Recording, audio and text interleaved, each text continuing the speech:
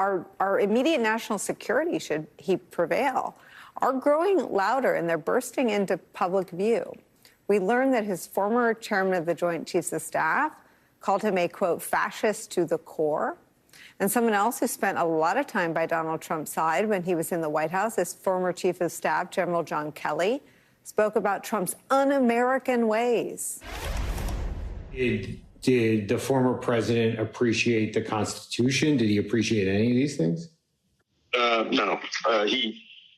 It was fascinating. I mean, he doesn't know a lot about, American history, and certainly as a I guess a former executive in his civilian world, I guess you can be a dictator because you can fire people pretty easily, and the only thing theoretically that you have to follow is the law. But then again, an awful lot of people break the law and expect subordinates to break the law or to circumvent the law somehow. And that's where he was coming from. That was his worldview.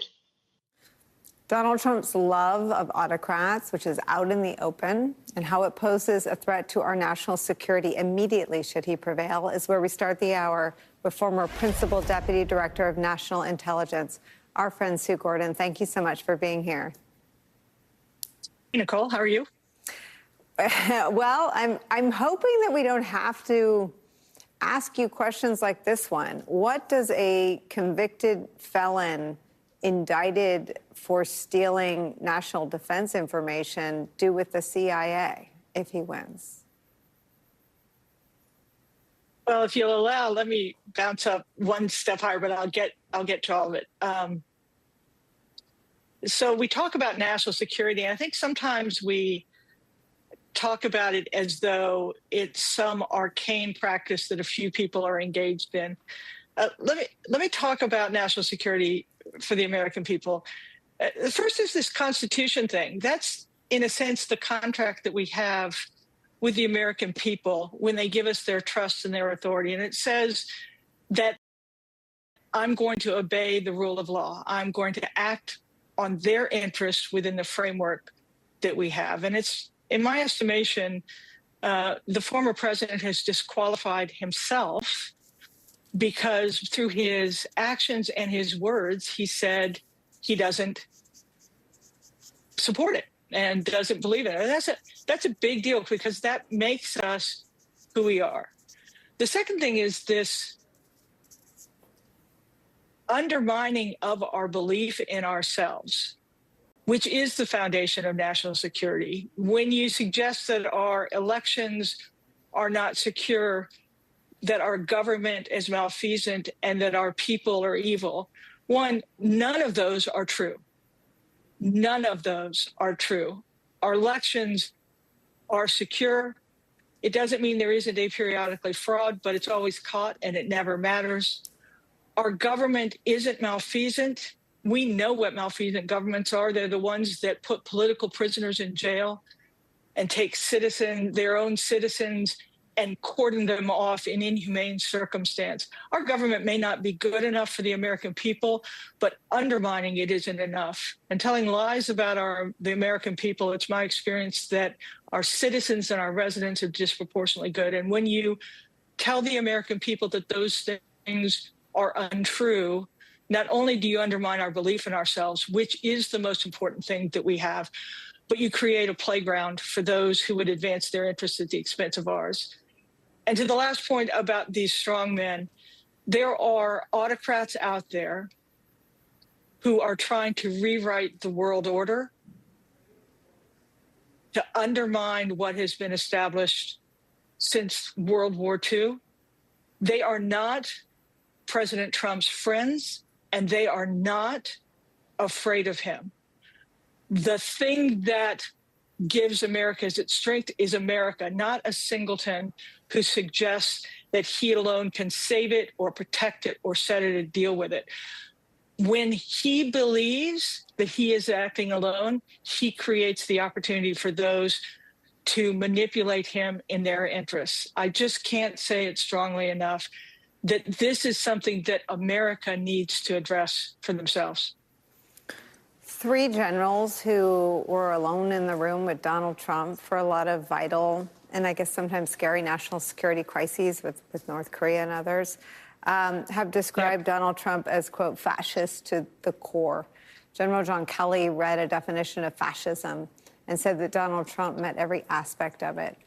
Does Donald Trump meet the definition of a fascist in your view? Yeah, John and Mark were in different conversations in different rooms, and that's how they choose to represent it. Nicolle, to me, it is enough that I do not see that he either understands, respects, or intends to adhere to that most sacred of our documents that is, in fact, what distinguishes us. The people who are doing what America does, which is to choose a next leader, need to really think about, they need to choose someone who is going to act not only with their interests, but with the framework of what has preserved this union for so many years. So to me, the biggest problem that I have, and I think the most damaging thing that the former president has done, is when he suggests that that document that every federal employee, every public servant swears to uphold and defend, and that's a pretty good place to start for America, doesn't hold the same meaning to him. And if the top doesn't believe it, then how is the system going to work day over day, year over year, to protect what we have, not just some idea of what we want? Some of what I think inspired General Kelly to speak out is the rhetoric from Donald Trump about the enemy within and using the American military against the enemy within. Are there concerns in the intelligence community that Donald Trump would turn all of those national security agencies against what he describes as the single greatest threat facing America, the enemy within? I think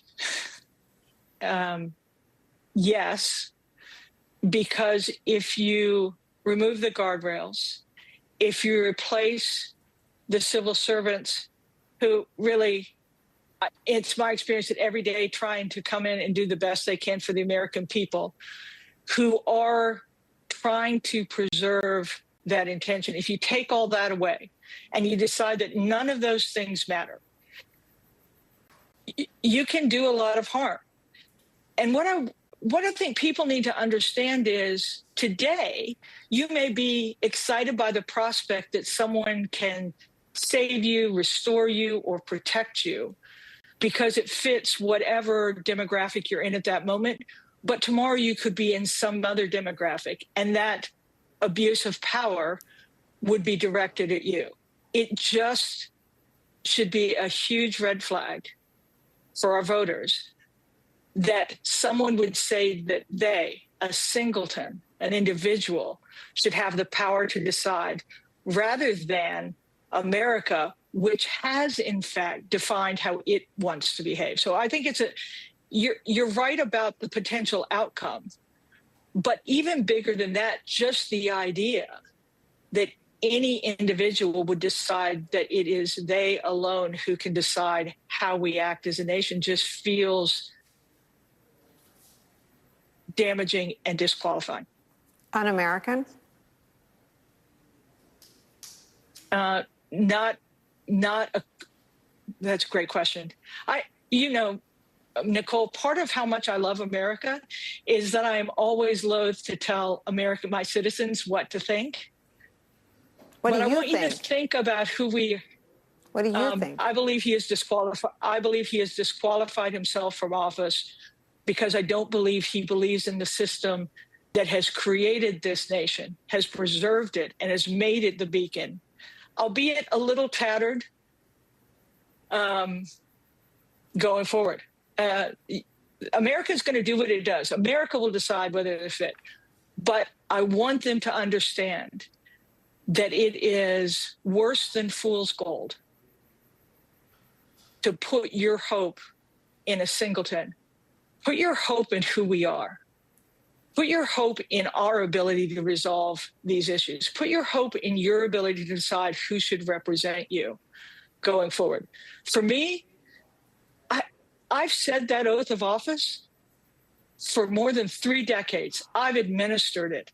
The more times I say it, the more difficult it is to get through without crying because of the power of the words and the responsibility it conveys. And I think that, to me, is where the most damage comes in, that we have a candidate and a former president who has felt the weight of that office, who suggests through his actions and his deeds that it is not something he intends to adhere to. One of the first opportunities we had to get to talk to you was about the real-world implications of 2 things that have stayed with me. I quote you all the time, your ears must burn. One is the disrespect of standing inside the CIA, where when people give their lives in service of the CIA, roads aren't named after them. There are not public celebrations because their service was in some ways so pure no one ever knew about it. And he stood in front of that wall, which brings most people, not even just most presidents, but yes, most presidents, to still reverence. And he instead bragged and lied about the size of his crowds to an agency built on finding out the truth, even if it cost them their lives. And the second time we had the privilege of talking to you, it was about what he did with the kinds of information that people gave their lives to obtain, national defense information, which he was charged criminally for hoarding at Mar-a-Lago and moving around to bathrooms and jets and golf clubs up and down the eastern seaboard. What would happen if he were suddenly handed the keys to that kingdom, the CIA again? So I think you said the right word. It's funny, when I was just speaking about the oath of office, Nicolle, you made me cry in that session. I started tearing up again just thinking about it. And again, thinking about the idea that a president would not feel that responsibility disproportionately to understand who the women and men are who screw up their courage to throw their lots in, not with an individual, but with America, to protect its interests and its women and men, and to disrespect them, whether it's a general or it's a civil servant or it's an election worker. The idea that a president would not understand the responsibility, not for them, but to them, because those people make choices of their own to give to the country. And all they ask is that its leaders be worthy of their sacrifice. It to me is about the only thing that matters. Listen, we can solve policy, we can make decisions, and it doesn't just affect the women and men here. One of the greatest strengths of America is that we've had friends internationally, and our adversaries and competitors have left so. When we are not worthy, when our leaders are not worthy, those nations start deciding that they're going to make their own choices, and they have to choose between what is going to be better for them. We want them to always choose America as a partner. And so it's that same fundamental respect, adherence to something bigger than self that has to be present in our president. It breaks my heart knowing what people will give for America if that gift isn't respected.